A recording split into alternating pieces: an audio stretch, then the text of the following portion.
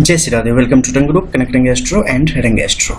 आपके गुरु और शनि के मध्य में अगर कहीं भी कोई यव रेखा बन जाए या सतत चलते हुए कोण की स्थिति बन जाए तो व्यक्ति को सावधान होना चाहिए। जैसे कि मान लो यहाँ पर एक ऐसी स्थिति बनी जिसमें यवाकृति यहाँ पर स्पष्ट तौर पे दिख रही है। एक गेहूं के दाना जो होता है ना, गेहूं का वेट का, उसके जैसी आकृति अगर मध्य में दिख जाए जो दोनों तरफ से जुड़ी हुई हो तो ऐसे मामलों में काफी सावधान हो जाए। यहाँ पर ये क्या करेगा, ये आपके गुस्से को बहुत ज्यादा बढ़ाने का काम करेगा। आपकी प्रतिक्रिया बड़ी तीव्र होगी। छोटी छोटी बातों पर आप आपाक हो सकते हैं। कहीं ना कहीं अपने कृत्यों के कारण आप जीवन में बड़े नुकसान की तरफ जा सकते हैं। आप काफी मुंहफट हो सकते हैं और अपनी आपकी जो बोली होगी वो कई सारे लोगों को अच्छी नहीं लगेगी। इस कारण घर से लेके बाहर तक के लोगों की नजरों में आप यहाँ पर बने रहेंगे और वो कहीं ना कहीं आपसे दूर दूर रहना पसंद करेंगे। वहीं अगर यहाँ पर ऊपर की तरफ जाती कोण की एक स्थिति हो जाए, चाहे वो एक हो या एक से ज्यादा की स्थिति हो जाए, ऐसी स्थिति में किसी भी प्रकार के उद्यम की तरफ आप बढ़ेंगे, यानी कार्य की तरफ बढ़ेंगे, बिजनेस की तरफ बढ़ेंगे, जॉब की तरफ बढ़ेंगे, वहां नित्य नई परेशानियों को आपके समक्ष लाने का स्पष्ट तौर पे काम करता रहेगा और इस कारण मानसिक तौर पे बड़ी खिन्नता की स्थिति आपके जीवन की तरफ बढ़ती रहेगी। तो जब भी ऐसी स्थिति आ जाए तो आपको गुरु के इस क्षेत्र को और सूर्य के इस क्षेत्र को निश्चित तौर पे देखना है और साइड से बुध के इस क्षेत्र को भी जरूर देखें। गुरु को क्यों? क्योंकि अगर गुरु की स्थिति यहाँ पर आपके लिए प्रबल होगी, सुंदर होगी, तो इससे क्या होगा कि जो आपके सगे संबंधी है, जो आपके वेल विशर्स हैं, उनके कारण आप जीवन में मुसीबतों में कम फंसेंगे और तरक्की की तरफ बढ़ेंगे और कहीं ना कहीं आपके अंदर की जो अंतरात्मा की जो एक आवाज और अंतरात्मा की जो शक्ति है, अंतर्ज्ञान जो आपका है, वो कई बार आपको बचा भी लेगा। उस समय क्या होगा कि गुरु भारी हो जाएगा यहाँ पर, यानी कि ज्यादा स्ट्रांग हो जाएगा और यहाँ पे थोड़ा सा कमजोर हो जाएगा। ऐसी स्थिति में चीजें आपके पास रहेंगी, वैसे ही आप रहेंगे गर्म मिजाज, लेकिन कुछ कम।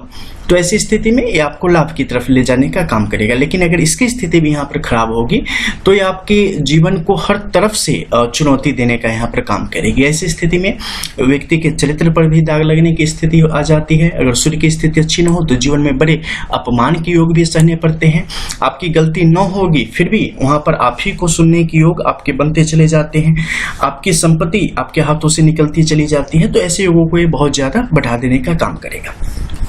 वहीं अगर सूर्य यहाँ पर कुछ अगर मुसीबत में हुआ तो ऐसे में विभिन्न प्रकार के स्वास्थ्य संबंधी समस्याओं को भी आपके समक्ष लाने का काम करेगा। साथ ही लीगल या जो भी बड़े अधिकारी हैं या जो बड़े लोग हैं या जिनके साथ आप बिजनेस करते हैं या जो आपसे ऊपर हैं, वो कहीं ना कहीं आपका कई बार अपमान करने की स्थिति में आ जाएंगे और आपको उस बर्दाश्त करके आगे जीवन में बढ़ना पड़ेगा। इसके कारण मानसिक क्लेश की स्थिति जातक के जीवन में आती चली जाती है। वहीं सूर्य की अगर स्थिति अच्छी हो तो इन सब के साथ भी आप आगे बढ़ सकते हैं। दुनिया की नजरों में आप उतने बेहतर नहीं होंगे, लेकिन आर्थिक तौर पे और पावर के मामले में आपकी स्थिति काफी सुंदर होगी। वहीं अगर शनि की स्थिति, अगर पर्वत क्षेत्र की बात करें, पर्वत क्षेत्र यहाँ पर समतल और एक अच्छी स्थिति में है तो इसके प्रभाव को काफी कम कर देगा। और बुद्ध की बात हम इसलिए कहते हैं क्योंकि वाणी जो आपकी है, यहाँ की स्थिति अगर बेहतर होगी तो वाणी पर आप नियंत्रण रख पाने में सक्षम होंगे।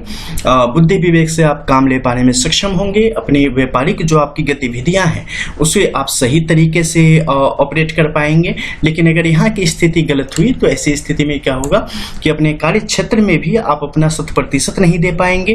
कोई भी जो आपकी प्लानिंग होगी वो मूर्त रूप नहीं लेगी, यानी कि जमीन पर नहीं आएगी। कल्पना की दुनिया में आप थोड़ा सा ज्यादा रहने लगेंगे। सोच आपके अंदर बेकार की चीजें हमेशा दिमाग में चलती यहाँ पर रहने वाली है।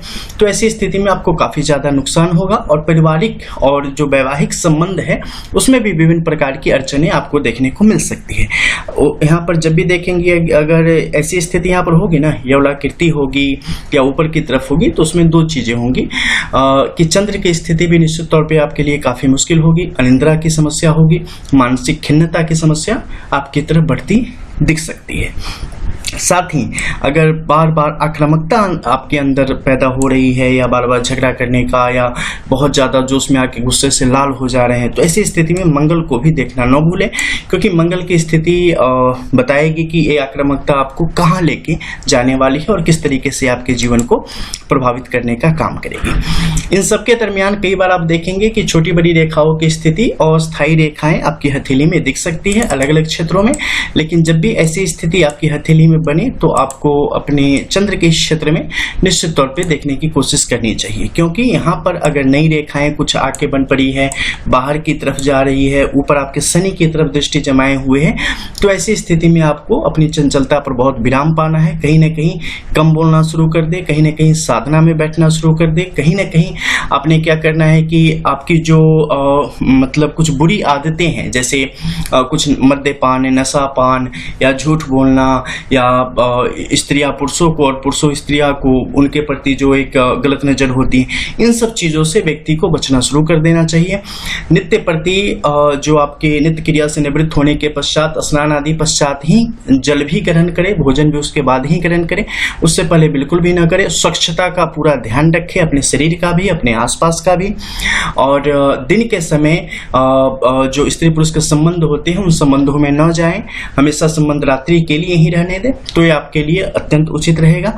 जहां तक हो सके पक्षियों को दाना दे और गौ की सेवा करे, तो ऐसी स्थिति में जो इसके दोष हैं वो दूर होते चले जाएंगे और फिर जीवन में कहीं ना कहीं सकारात्मकता आती चली जाएगी। और ये सकारात्मकता आपके भविष्य के लिए बहुत ही सुंदर साबित होगी और जो आपके दोष हैं उसे काफी हद तक दूर करके आपके जीवन में शांति को और सफलता को लाने का ये काम करेगी। तो इस तरीके से अगर इस प्रकार की रेखाएं हों तो निश्चित तौर पे काफी सावधानी से, युक्ति से और बुद्धि से जातक को आगे बढ़ना चाहिए।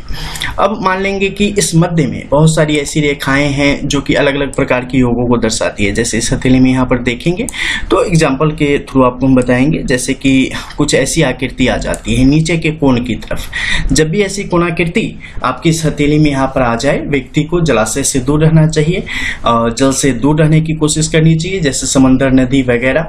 इसके अलावा किसी भी प्रकार के स्त्री का अपमान नहीं करना चाहिए, किसी भी संबंध में नहीं।